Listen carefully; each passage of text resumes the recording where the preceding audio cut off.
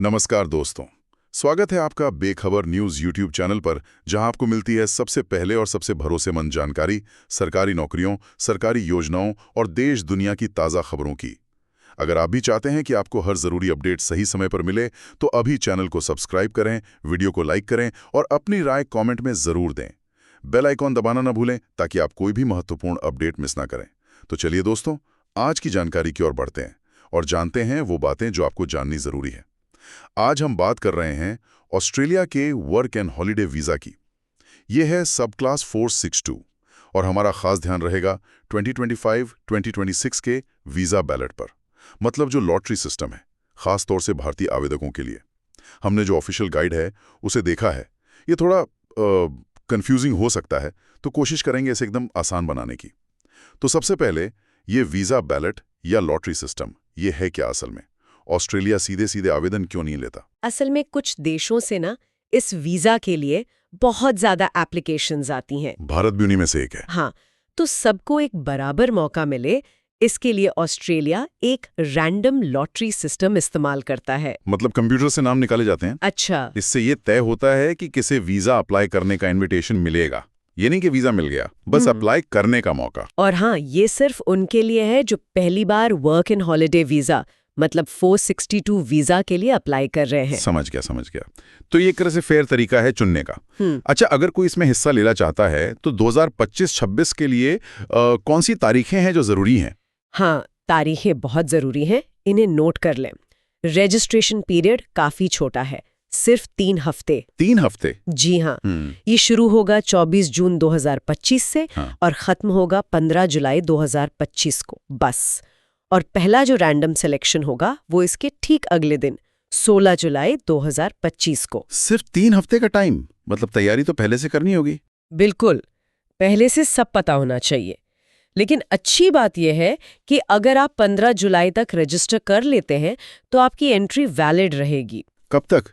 30 अप्रैल 2026 तक। जितने भी सिलेक्शन राउंड होंगे उन सब के लिए आपकी एंट्री मान्य रहेगी, बार बार रजिस्टर करने की जरूरत नहीं। ठीक है, ये तो हुई तारीखों की बात। अब आते हैं सबसे जरूरी सवाल पर, कौन अप्लाई कर सकता है? मतलब भारतीय आवेदकों के लिए क्या शर्तें हैं, क्या क्या चाहिए होगा? शर्तें काफी सीधी और साफ हैं। पहला, आपके पास वैलिड इंडियन पासपोर्ट होना चाहिए। दूसरा, उम्र। रजिस्ट्रेशन के टाइम आपकी उम्र 18 से 30 साल के बीच होनी चाहिए, मतलब 31 के नहीं हुए हो। ठीक है। तीसरा, जाहिर है पासपोर्ट एक्सपायर ना हो। और चौथा, और ये सबसे ज्यादा जरूरी है, ध्यान से सुनिए, एक valid national identity card. National identity card मतलब आधार? नहीं, यहीं पर ज्यादातर लोग गलती कर सकते हैं। भारतीय आवेदकों के लिए ये आपका पैन कार्ड होना चाहिए, परमानेंट अकाउंट नंबर। अच्छा, पैन कार्ड, आधार नहीं? सिर्फ और सिर्फ पैन कार्ड। ये तो बहुत ही अहम जानकारी है, पैन कार्ड। बिल्कुल। इसके अलावा एक वर्किंग ईमेल एड्रेस चाहिए जिसे आप वेरीफाई कर सकें। सारी कम्युनिकेशन उसी पर होगी। और आपको उनकी शर्तों से सहमत होना होगा और एक छोटी सी फीस देनी होगी, AUD 25। अच्छा, AUD 25? हाँ, और एक और बात, अगर आप चुने जाते हैं तो वीजा एप्लीकेशन आपको ऑस्ट्रेलिया के बाहर से ही सबमिट करनी होगी। ठीक है, आपने फीस की बात की, AUD 25। क्या ये फीस वापस मिलती है?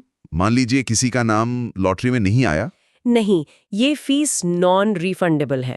मतलब ये AUD 25 आपको वापस नहीं मिलेंगे, चाहे आपका सिलेक्शन हो या ना हो। ये सिर्फ लॉटरी में एंट्री की फीस है। तो इस सोच समझ कर ही भरना होगा। और अगर किसी का नाम आ जाता है, लॉटरी में चुन लिया जाता है, तो क्या और भी खर्चा है? और उसकी फीस अलग है, वो अभी AUD 600 से कुछ ज्यादा है, लेकिन ये बदलती रहती है। तो जब अप्लाई करने का टाइम आए, लेटेस्ट फीस इमिग्रेशन डिपार्टमेंट की वेबसाइट पर जरूर चेक कर लें। ठीक है, ये प्रक्रिया सुनने में थोड़ी कई स्टेप्स लग रहे हैं। क्या आप इसे थोड़ा आसान भाषा में समझा सकती हैं, स्टेप बाय स्टेप कैसे अप्लाई करना है? हाँ, कोशिश करती हूँ। ये पूरी तरह ऑनलाइन है।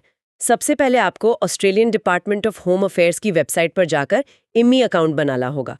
अगर पहले से है तो लॉगिन करें। ठीक है, इम्मी अकाउंट। अकाउंट में लॉगिन करने के बाद आपको एक नया रजिस्ट्रेशन शुरू करना है।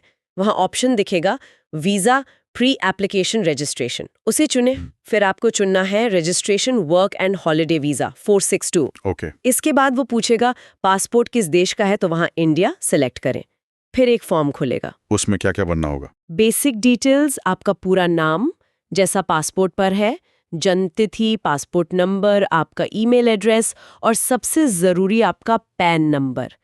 मैं फिर से कह रही हूँ, पैन नंबर बिल्कुल सही भरें। एक बार सबमिट होने के बाद इसे बदला नहीं जा सकता, जरा सी गलती भी प्रॉब्लम कर सकती है। मतलब डबल चेक करना जरूरी है। बिल्कुल। फॉर्म भरने के बाद AUD 25 की फीस ऑनलाइन पे करें और रजिस्ट्रेशन सबमिट कर दें। बस इतना ही है रजिस्ट्रेशन का प्रोसेस। अच्छा, अब सिलेक्शन कैसे होता है? क्या ऐसा है कि जो पहले रजिस्टर करेगा उसका चांस ज्यादा है? नहीं, ऐसा बिल्कुल नहीं है। सिलेक्शन पूरी तरह से रैंडम है। कंप्यूटर बेस्ड लॉटरी है। आप चाहे 24 जून को रजिस्टर करें या 15 जुलाई को, आपके चांस बराबर हैं जब तक आप डेडलाइन से पहले करते हैं। तो पहला चुनाव 16 जुलाई को होगा? जी हाँ। अगर आपका नाम चुना जाता है तो आपको ईमेल आएगा, एक नोटिफिकेशन ऑफ सिलेक्शन लेटर मिलेगा ईमेल पर, और आपके IMI अकाउंट में भी स्टेटस अपडेट होकर सिलेक्टेड दिखने लगेगा। अच्छा, और अगर किसी का नाम आ गया तो उसके बाद क्या करना है? जो ईमेल में लेटर आया है उसमें सारे निर्देश दिए होंगे, उन्हें ध्यान से पढ़ें। आपको अपने IMI अकाउंट के जरिए ही ऑनलाइन वीजा एप्लीकेशन फॉर्म भरना होगा और जितने भी जरूरी डॉक्यूमेंट्स हैं वो अपलोड करने होंगे। डॉक्यूमेंट्स में क्या क्या लगेगा? आपका पासपोर्ट और सबसे जरूरी वही पैन कार्ड जिसकी डिटेल्स आपने बैलेट रजिस्ट्रेशन में भरी थी। ये बहुत जरूरी है कि दोनों जगह पैन डिटेल्स 100% मैच करें, नाम, नंबर, सब कुछ। पैन कार्ड पर आप बार बार जोर देगी हैं। हाँ, क्योंकि ये वो जगह है जहां भारतीय आवेदक अक्सर गलती कर सकते हैं या कंफ्यूज हो सकते हैं और इसकी वजह से एप्लीकेशन रिजेक्ट भी हो सकती है। इसलिए पैन कार्ड को लेकर एकदम साफ रहना जरूरी है। सही बात है। कोई और जरूरी नियम या कोई चेतावनी जिसका ध्यान रखना हो? हाँ, कुछ और चीजें हैं। एक प्रोग्राम ईयर में आप एक ही बार रजिस्टर कर सकते हैं। डुप्लीकेट एंट्रीज हटा दी जाती हैं। 2, AUD 25 फीस किसी भी हालत में वापस नहीं होगी। 3, अपना ईमेल एड्रेस बिल्कुल सही दें और उसे रेगुलरली चेक करते रहें। सारी जरूरी जानकारी, सिलेक्शन की खबर सब ईमेल पर आएगी। और 4, ये पूरी प्रक्रिया ऑनलाइन है, किसी एजेंट वगैरह के चक्कर में पड़ने की जरूरत नहीं है, आप खुद कर सकते हैं। और उम्र वाली बात, मान लीजिए कोई रजिस्टर करते समय 30 साल का है, पर जब उसका नाम निकला तब तक वो 31 का हो गया। ये एक बहुत जरूरी पॉइंट है।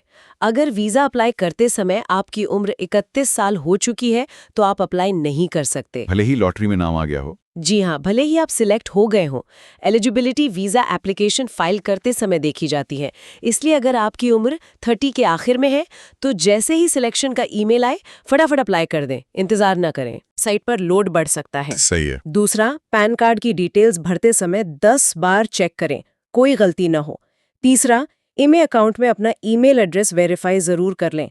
चौथा, अपने जरूरी दस्तावेज जैसे पासपोर्ट, पैन कार्ड, इनकी स्कैन कॉपी तैयार रखें ताकि सिलेक्शन होने पर तुरंत अपलोड कर सकें। और 5वां, जैसा अभी कहा, अगर आपकी उम्र 31 के करीब है तो सिलेक्शन होते ही बिना देर किए वीजा अप्लाई करें। बहुत बढ़िया, सारी जानकारी काफी अच्छे से समझ आ गई।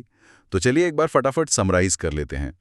आज हमने बात की ऑस्ट्रेलिया के वर्क एंड हॉलिडे वीजा सब क्लास 462 के बैलेट सिस्टम की, जो खास तौर पर भारत जैसे देशों के लिए है जहां मांग ज्यादा है। ये एक लॉटरी सिस्टम है।